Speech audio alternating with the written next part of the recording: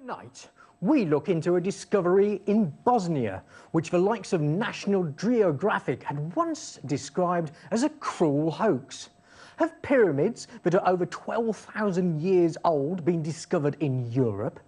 Do we have mainstream archaeologists so desperate to dismiss the find that they'll tell you they're just unusual rock formations? All carved by natural forces rather than anything else? Can we really dismiss the underground tunnel network as just a series of mines from more recent history? Are all these doubters all complicit in covering up evidence which shows previous civilizations were more advanced than we ever suspected? They wouldn't do that, would they? Let's find out as we go on the edge.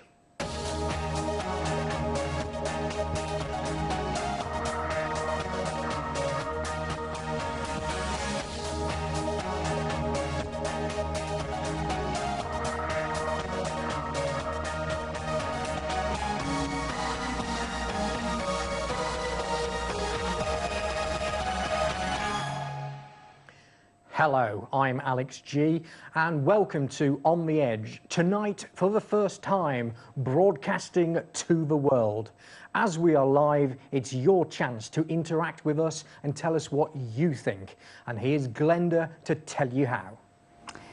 Text 86686, then text EDGE, leave a space, and then your message. And don't forget, standard network charges apply, and I'm looking forward to hearing from you. My guests tonight have joined us from various corners of the world. I have researcher and volunteer Nigel Grace and Sara Acconci, yes, who is the head archaeologist of the Bosnian Foundation of the Valley of the Pyramids. And they're going to give us the latest fascinating discoveries and research on this topic. Now, I should say, Nigel, obviously, we've immediately got Sara's credentials there, and thank you very much for joining us all the way from Bosnia today. But Nigel, what's your background? How did you become aware of the Bosnian pyramids? Well, I started up as a graduate of sociology, but I soon became fascinated with the psychology of human consciousness and how humanity is developed in terms of our conscious ability. I became a teacher of meditation, and I'm currently working in the field of computer science. I became aware of the Bosnian pyramids through that wonderful channel called YouTube. Right. And I watched an interview of the person who discovered the pyramids, and I was fascinated from the moment I watched it. Now, Sara, that brings us on to ask the question, where exactly are these pyramids and who indeed did discover them? Yeah, well, the pyramids are in Visoko. It's a small town 20 kilometers from Sarajevo. And Semir Osmanagic is the person who discovered the pyramids in 2005. And he's known as Sam to his friends, I think, isn't he? Yeah, he changed his name when he went to live in Texas. Oh, right. Yeah. Because nobody could pronounce Semir Osmanagic, so he decided to Well, don't worry about that. I shall certainly be calling him Sam throughout the programme. Yeah, so Sam for friends. And, well, in 2005, he discovered the pyramids, and they started to excavate in 2006. Right. So now it's 5 years that we are going on with these researches, and well, I hope we will go on for a lot of other years. And I think we've got an image to sort of kick us off. We've got lots of images this evening. Yeah. And the first one is number 147, which I note is a snooker score of great deliberation. So here we have that image up for our viewers. So describe what they're seeing there. Well, this is the valley, Visoko Valley of the pyramids. And, well, when they started in 2005 to make the researches, they were working with the georadar. And they discovered that actually in Visoko we have more than one anomaly. So we're not speaking about one pyramid, but more than one. Goodness. So they saw that there are 5 anomalies, so 5 different pyramids. But the main pyramids are the Pyramid of the Sun, the Pyramid of the Moon, and the Pyramid of the Dragon. Right. And there is a very important connection between these 3 pyramids, because actually they are creating an equilateral triangle. Right. So, and that's a genuine, fully geometric triangle. 2.2 kilometers for on it's each the side. distance. So actually, they started to make some researches on the Pyramid of the Sun and on the Pyramid of the Moon for different reasons. Because first of all, as you know, in Bosnia we had a war. So it's we have to be very careful when we are working in field job. So we started to work on the Pyramid of the Sun and Pyramid of the Moon, and actually we really found something. We really found evidence that we have something handmade. And it's perhaps interesting to sort of actually get a mainstream view of this. And this is a quote from, I'm tempted to say learned journal, National Geographic, but we shall see how they fare throughout the rest of the show. And this is again from sort of around the 2005-2006 time. So, and they basically say, he's been called a Balkan Indiana Jones. Others label him a dreamer, or worse, a pyramid buff with loony ideas. Despite his critics, and he has many, Sam Osmanagic believes he's discovered the find of a lifetime, a series of ancient pyramids in the heart of Bosnia. Prominent Bosnian archaeologists entered the scrum early on, denouncing the dig and lobbying to shut it down. Anthony Harding, president of the Czech Republic-based European Association of Archaeologists, has dismissed Osmanagic's ideas as wacky and absurd. Garrett Fagan of Pennsylvania State University in University Park has slammed the project. He says that the dig will destroy bona fide archaeological sites in the area. So, in effect, Nigel, what they seem to be saying is you're destroying archaeology by going after the archaeology. Yes, a conundrum indeed. So immediately, when people start researching this online, they will find this extremely negative attitude to the whole scenario, and it's something we'll develop over the programme. But you were part of a team of 11 people from England who've just spent a week at the pyramids. So what sort of people become involved with going there and getting their hands dirty, as it were? Well, the most wonderful thing is that there's an opportunity for volunteers. And this is people from any walk of life, any age, within reason, can come and work as volunteers, as I did. And I'd like to show picture 108 when that comes up. Right. This is me working on the dig, on the archaeological site. And there we have you there, yeah. I was very happy there. The interesting thing is that this group of 11 that you refer to, is, they're a group who came as a result of a talk that I gave after I returned from my shift as a volunteer. And these people were so amazed with what I was talking about, with my experiences, that they said, Nigel, we want to come out. So I arranged, so I was kind of a ringleader, and Sara was there to greet us. And we spent a week just observing, experiencing, watching, and travelling all over the sites. And Bosnia really isn't sort of a known holiday destination, so was it very difficult arranging transportation? Not at all. Right. Not at all, except that I must say that Bosnia and Herzegovina is a beautiful country. Well, I'm sure the tourist board will have you in their employ before very long. So, Sara, we've heard how many pyramids there are. I mean, what's the scale of them? How big are we talking compared to the sort of Egyptian pyramids that people are aware of? Well, we are talking about the biggest pyramids in the world, because the Pyramid of the Sun is minimum 220 meters. Okay.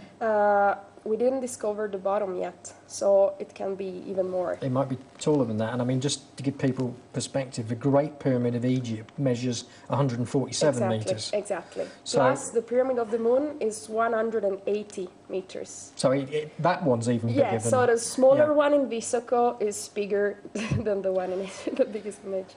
So, Great Pyramid of Egypt relegated to a poor third already, so that's intriguing. Nigel, in terms of a pyramid's orientation, what's special about that? How is it lined up?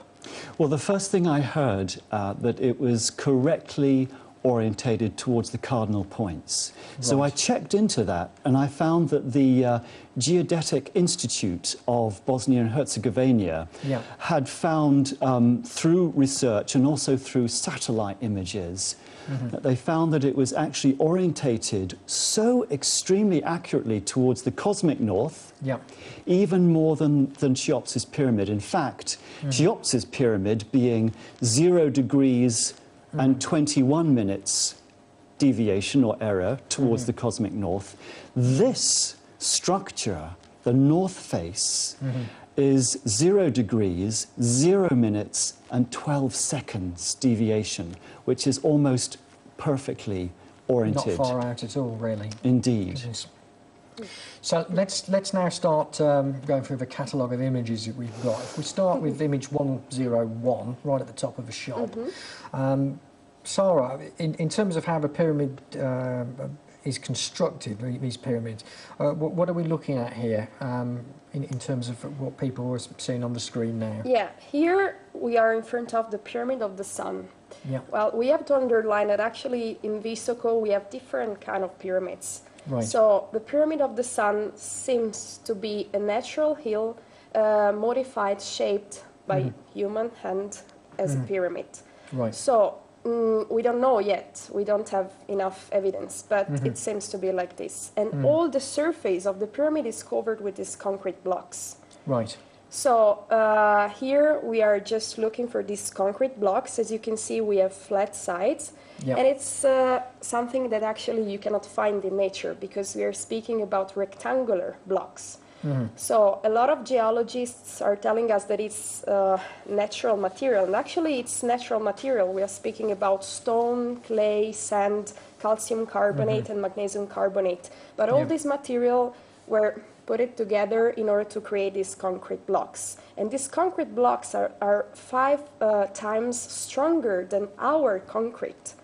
Goodness. So, yeah, so it's a very good job, actually. They did a very good job. And all the surface of the pyramid is covered with these concrete blocks. So it'd be worth various people in the construction industry getting involved in this to see how this was actually done. Goodness me. And for those who like their figures, we're talking about 133 megapascals of hardness in terms of this.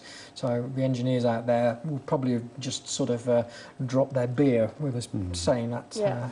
Well, Alex, one way to visualise that is that the pyramid is covered with trees and shrubbery, and the roots from the trees naturally will go through rock. Right. Especially the cedar trees, but not through this concrete. Yeah. Now, just before the break, Sara, I think it's worth sort of stating that you've actually put your career on the line by getting involved in this project, because I believe your professor actually said categorically... Yeah, not only on the line, actually destroyed my career before even starting. Goodness me. Yeah, because the scientific community is against the project. So, just to summarize everything, they told me you will never be able to find a job as an archaeologist anymore. So, I started as a volunteer like Nigel. Yeah. Last summer, I really wanted to go to excavate the pyramids. And I didn't have a good answer from my professors. Right. So effectively, you have been what we would describe as being blackballed by your very peers, if you like. Well, when I was a volunteer, I had to come back to Italy in order to obtain my second graduation. Because you're actually Italian. Yeah, I'm Italian. Even if I'm living the expressions are starting. That's excellent. That's in excellent. my hands, you can see.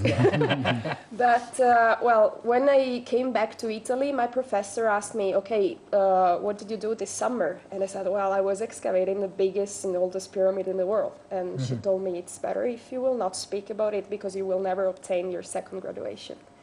Good Lord. So that's what I did. So I asked them why, and they told me, well, we should rewrite history, and we should admit that we are not the most advanced civilization ever. So that's the reason And that's why. telling you categorically why you shouldn't be involved. Yeah, they were pretty clear. So I just decided to play their game. And when I obtained my second graduation, I told everybody, thank you so much, because with this piece of paper, I can go in Bosnia and excavate the biggest pyramid in the world. And everybody was... Yes, bide your time before cutting the links, basically. Yeah. Yes, yes. But I think this is one of the things, it's quite incredible to hear someone say that you actually have the scientific community on this basis saying, we know there's something in this. Yeah, well, they never told me exactly, okay, we know there is something. They told me maybe there is something. But the thing that I would like to underline is that actually 99% of the scientists I know, they never been in Visoko. So actually, how can they judge something if they never been in Visoko? So without sight, they're deciding how it's going to be. Yeah. So all I need to say to you out there is keep the texts coming in on 86686. That's 86686. Don't forget, you need to start your text with the word edge, E-D-G-E. Leave a space, then let's have your message and name. And Glenda will get around to some of those after this break. Welcome back to On the Edge. You've been madly texting, and we are madly going to hear from Glenda what you've been saying. One viewer is saying, I believe we're not being told a very large part of history.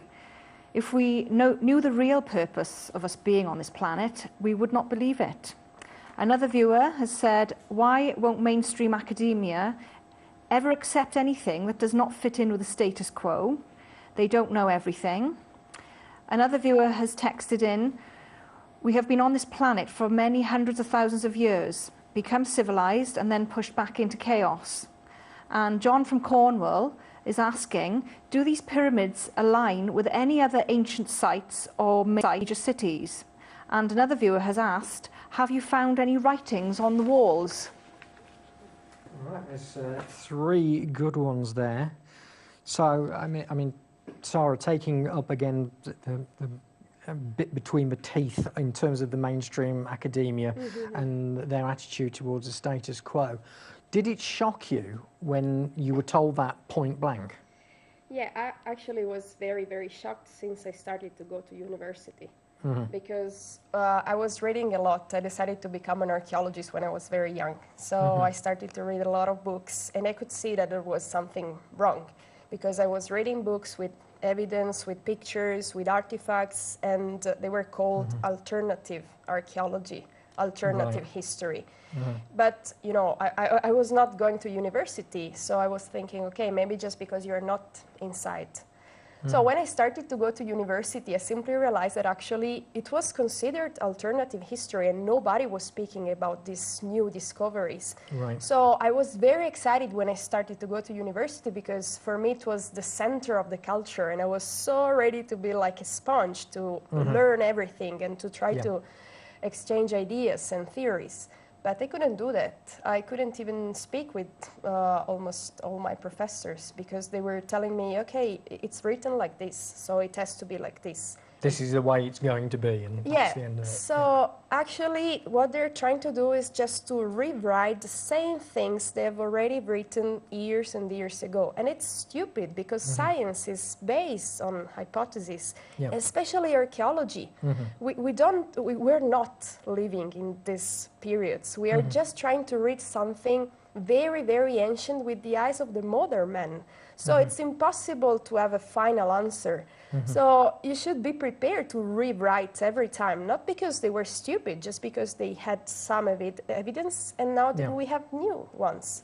So maybe it's a problem for them to admit that we don't know. That's the biggest problem. If this was a detective show, new evidence would come to light and you'd have a new suspect. But basically, they've already made their mind up who the killer is, and that's the end of it, isn't it? Really? So the other question there was about these pyramids and whether there was an alignment with other major sites. So I'm assuming they're talking about Peru, Egypt and so forth. There certainly seems to be an amazing pattern with those particular bodies. Have we got the Bosnian pyramids in that matrix, if you like? Well, first of all, there's recently been a research on the interrelationship of the pyramids within the valley. Yeah. And as Sara mentioned, there's a perfect equilateral triangle between 3 of the pyramids. But when you extend this and look more deeply, you'll also find that the other pyramids and the entrances to the tunnels also are in alignment. For example, if you take a circle perfectly around that equilateral triangle, it touches the points exactly of the other structures and the entrances to the tunnels. So, Sara, in terms of the global picture, is there research going on as to how it fits in? We're making some researches about it. There is a volunteer, Richard, he's a student of geology, and he came in Visoko last summer and again this summer, and he's helping us so much in order to go on with these researches, because we archaeologists cannot do everything alone. We need other sciences. And it almost brings me on to the question concerning physicists, because again, doing the research on the show, I noticed that a team of physicists have been working at the Pyramid of the Sun, and what was their find? What was it that they found out? Well, this was the most significant result for me that absolutely made me feel that this is fantastic. Between the months of April and June 2010, some physicists measured or detected electromagnetic radiation in the range of ultrasound right at the top of the Pyramid of the Sun. And they actually found that the readings throughout that period, those 3-4 months, were consistent. And what they found was a beam of energy about 4.5 meters broad, emerging from the top of the pyramid. Now, the interesting thing is that this was above our hearing, because it was an ultrasound. But the remarkable thing is that as this energy beam moved up from the pyramid, it was moving at the speed not of sound, but of light. And they also found that the strength of the energy was greater according to its altitude. So that's almost like a flame. Right at the base of the flame, it's fairly warm, but it's only further up that it's really, really hot. So it's that sort of basis then? Well, we could say that our conventional understanding of physics is that the strength of an energy beam will decrease over a length or a period or duration. This appears to be increasing, which is actually a contradiction of our understanding of modern physics, or, which is perhaps more difficult to accept, is that there's an energy source above the pyramid moving down. But if we were to take the understanding that it's coming... You're now going into, what, outer space on this?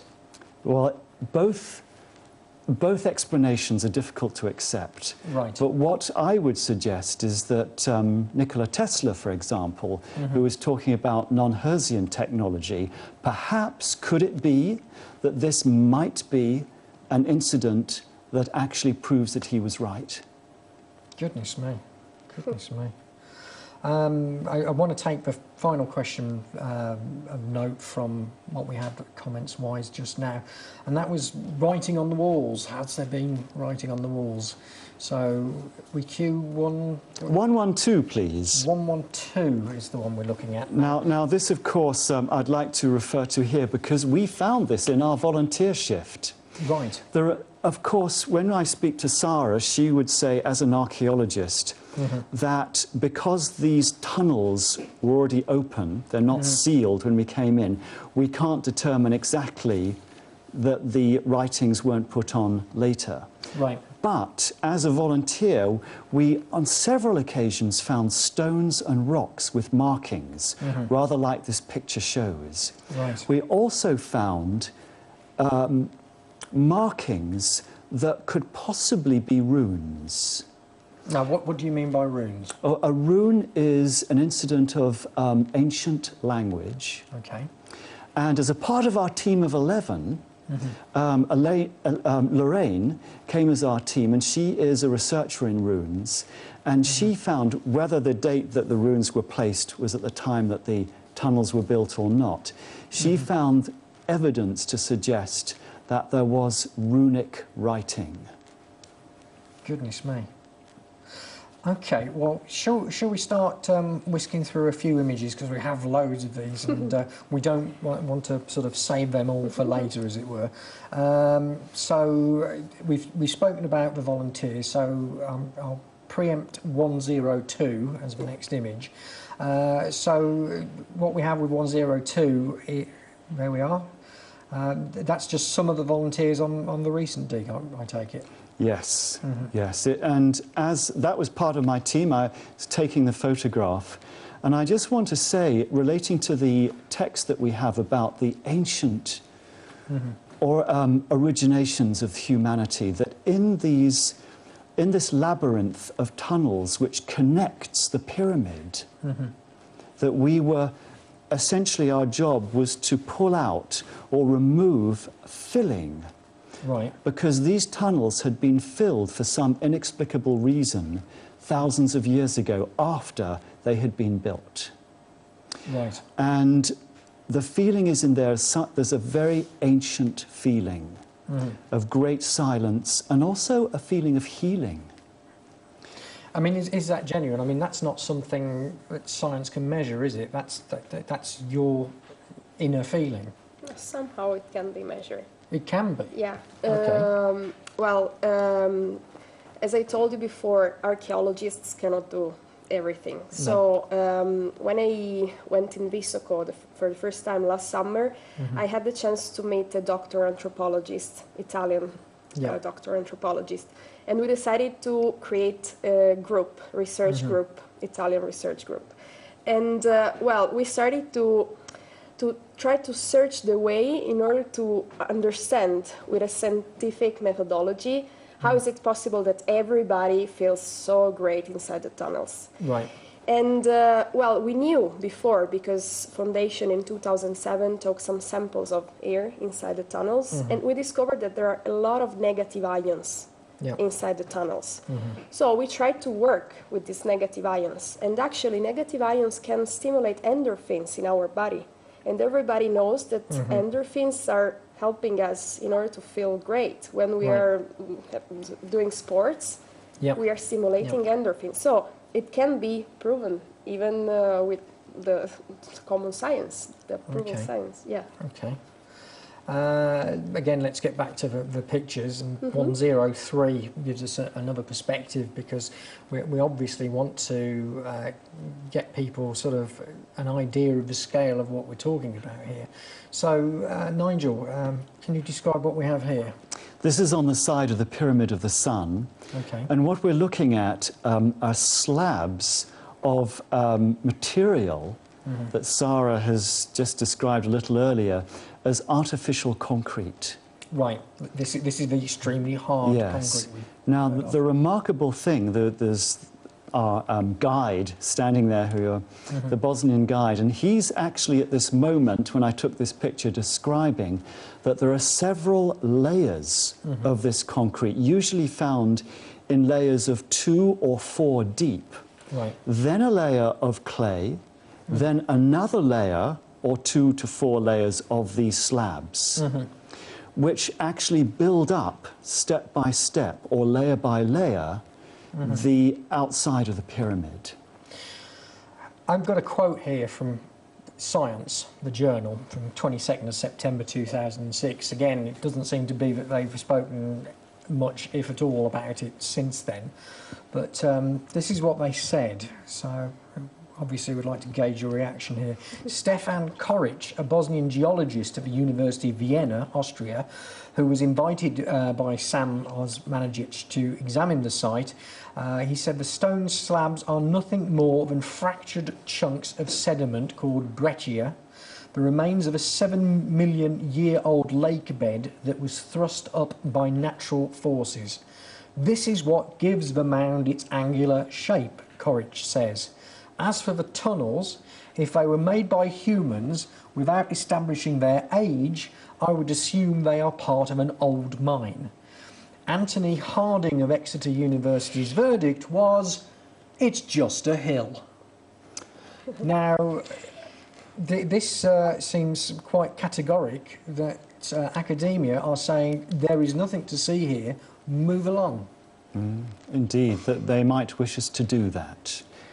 And again, while we're throwing mud, if you excuse the pun, Wikipedia describes our man Sam as an author and metal worker.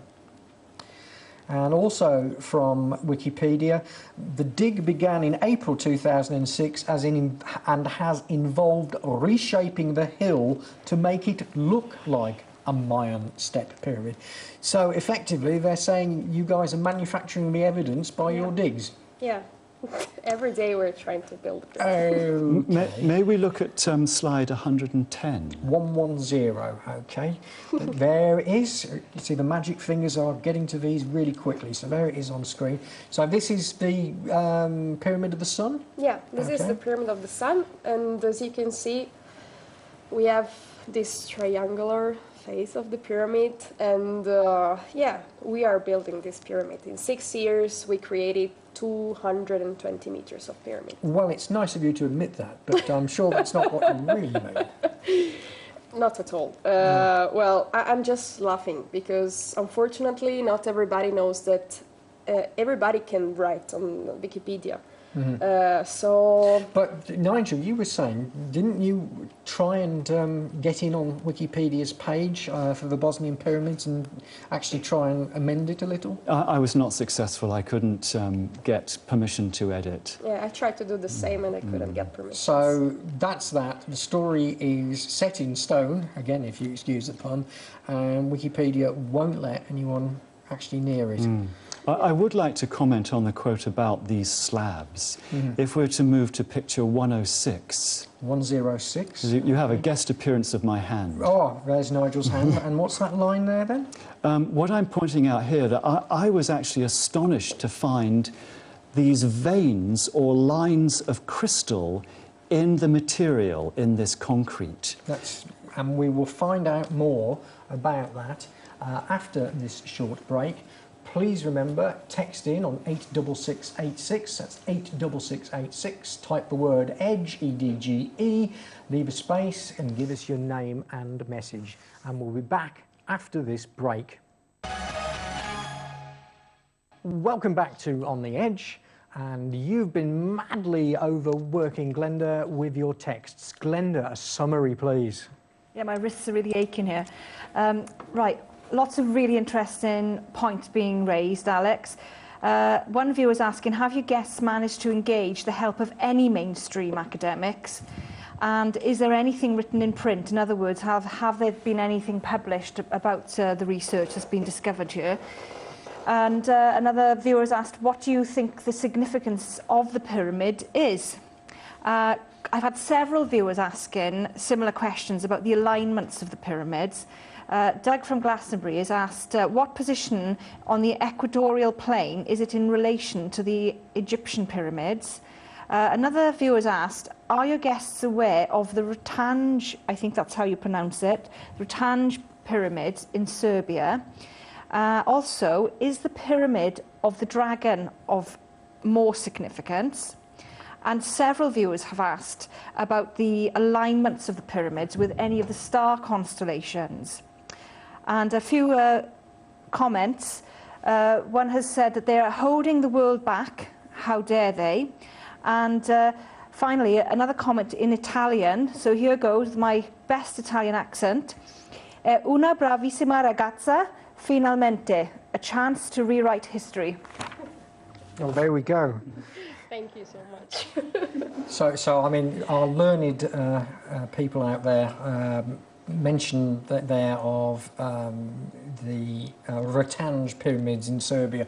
Someone actually sort of emailed me just a couple of days ago about these. on your radar yet, by any chance? Not yet. No, so it may be that Serbia is going to get a piece of the action. We shall see in due course. Mainstream academics, has there been anyone known in this area who has actually shown any support? No, not now. Well, somebody came in 2006. I was not in Bosnia because I started to work last summer. Yeah. But since I work for foundation, nobody showed up. And I'm alone. I'm constantly trying to ask them to come because I don't want to work alone. No, sure. I need geologists, archaeologists, and nobody wants to come. I think the main problem is that, well, as I told you before, my career is ruined. So a lot of people, I know a lot of students of archaeology, and well, they don't want to come in Visoko because they will not be able to finish their university. So that's the problem.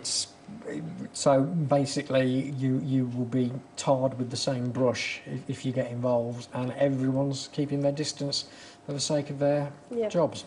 Yeah. Wow. So I know a lot of people, even in Italy. Actually, in the last year, something is changing because I'm trying to communicate a lot. I'm writing a lot of things, and we created this research group. So a lot of things are changing, but everybody is scared to come. So I don't know what to do because I'm not afraid. I'm here to tell you what's really happening. But a lot of people are afraid to lose their jobs, and I can understand that. It's not easy. I think our viewers will very much appreciate what you're doing, and there are various cases that we've brought up on the edge in recent weeks of people who have been intimidated or blackballed or put out of the picture because of them standing by their beliefs.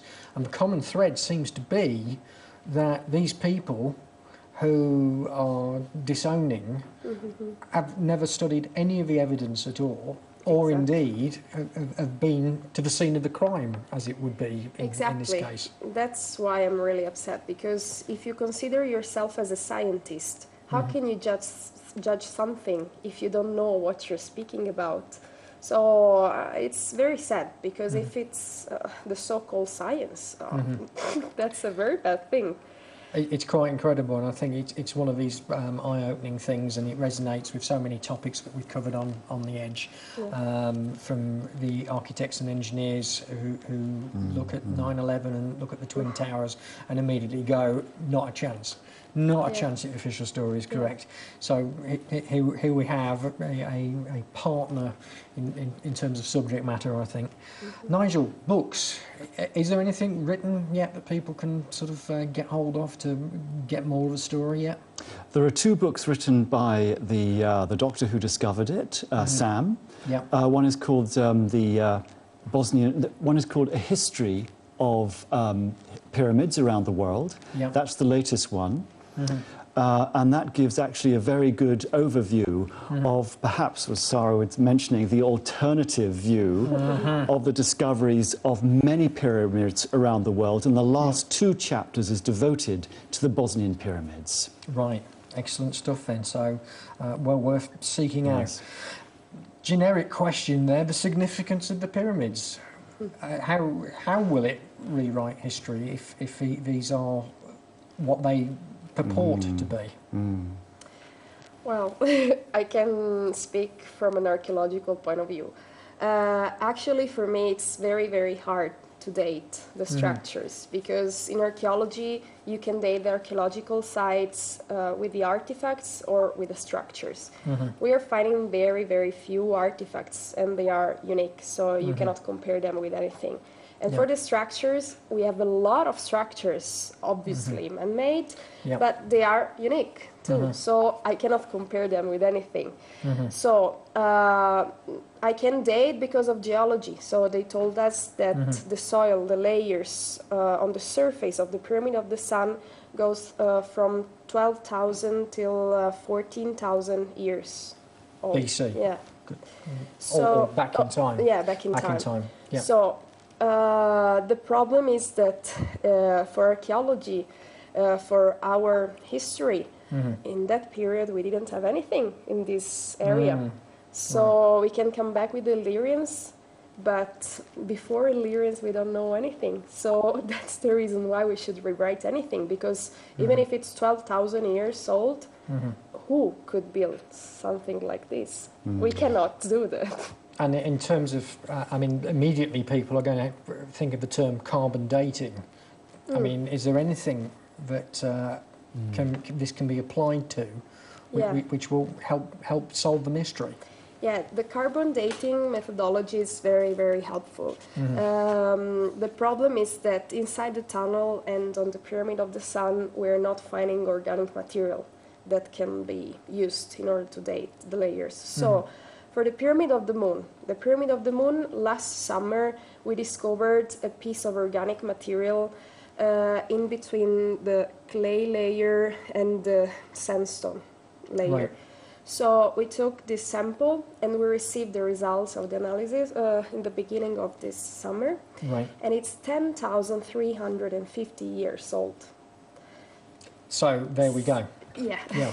It's over 10,000 years old. So we're talking about a period in history which has been fairly well mapped out to say that the materials used in the build didn't exist at that time. And the academic reaction to that, in general, yourself aside, is so? Exactly. They simply don't speak about it. And since I became the lead archaeologist of Foundation, it seems that all my rights to speak about my job simply disappeared. So I cannot show the pictures, I cannot do anything, I cannot speak. I'm just crazy. I think a friend of the show, Ian R. Crane, would describe it as institutional denial, that it's far easier to keep the blinkers on than actually try and tackle this, which is the picture that's emerging from there. Nigel, in terms of alignments, talking about the equatorial plane, does it line up with Egypt? And we also have the aspect of star constellations. Is there something stellar out there that this all links into? I think there is. Our researcher, geologist Richard, that we can hopefully bring onto the show sometime soon, has found some remarkable similarities. Right.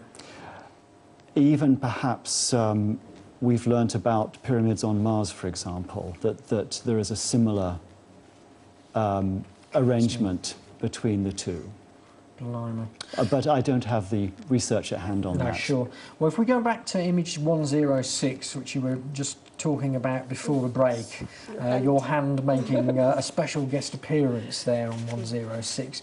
So you were mentioning that these lines within that material, you consider that very odd? There are perfectly parallel seams of a white substance going across these rectangular blocks of material.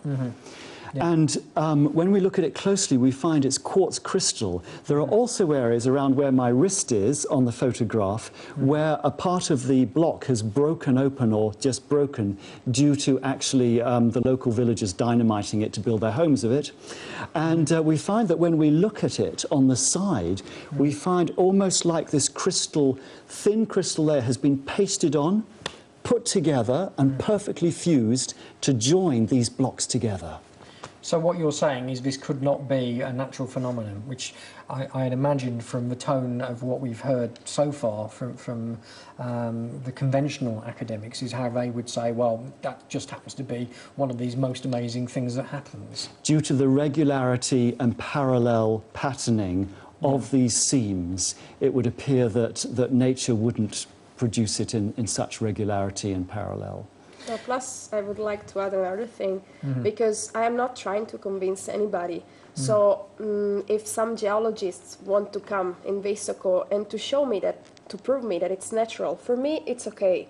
But the point is that every time I'm asking to show me something similar, they cannot give me anything, any proof. Plus, if it's the first time we are in front of a natural layer like this, why no geologists are coming in Bosnia to study this first natural layer like this? So anyway, there is ignorance. That's crazy stuff. I'd like to queue up image 109, if I could. Now, if we could just sort of run through this in terms of what that is there. What are people seeing there, Sara? Well, this is the Pyramid of the Moon. Okay, so this is number 2 in the hit parade in terms of size. Yeah, exactly, number 2.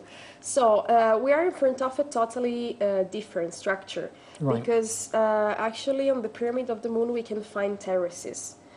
So we can find clay and sandstone layers, and it goes on from the bottom till the top, and it seems to be like a spiral road that goes from the bottom till the top. And we can find this inclination of 8 degrees all around this spiral road. Yeah. So totally different structures, but even this one is amazing. And we brought some pictures with the pavement terraces we can find.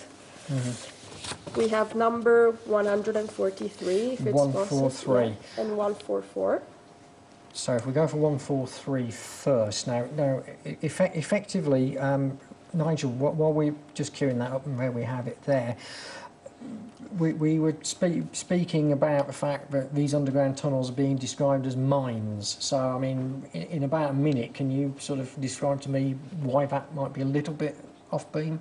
50 metres into a mine, coal mine, you wouldn't be able to breathe unless there was artificial oxygen being injected into the mine. I was working 300 to 350 metres inside these tunnels, and there's perfect, fresh, cool air at a constant 11 degrees Celsius. In addition to that, there is no actual material that was there to be mined. And I would say that the experience as a teacher of meditation for 20 years is that just to be in these tunnels is to experience a profound sense of peace, equanimity and tranquility. Which doesn't seem to ordinarily go with mines and mine shafts. But Indeed. So moving back to 143, conscious of the time. So in terms of what we've got there, again, these particular artifacts, I suppose we could call them, seem remarkably angular for something that's been naturally produced. It cannot be natural at all. That's one of the terraces of the Pyramid of the Moon. And all the terraces are different from each other. So in this case, we have small slabs, but as you can see, we have 90 degrees angles, corners. So it's something that you cannot find in nature. It's obviously something created by somebody. Yeah, definitely. There is an element to there which is effectively man-made. And I should just say now, don't forget to spread the word about subscribing to Edge Media Online so that people receive it on any compatible computer around the world, local censorship willing. Get them to find out more at www.edgemediatv.com. Subscribers will have access to more exclusive features as they come live. And so now, I should just like to thank my 2 guests, Sara Acconci and Nigel Grace, for joining me this evening. And that is the conclusion of this week's episode of On the Edge. And we really now are under the radar and around the world.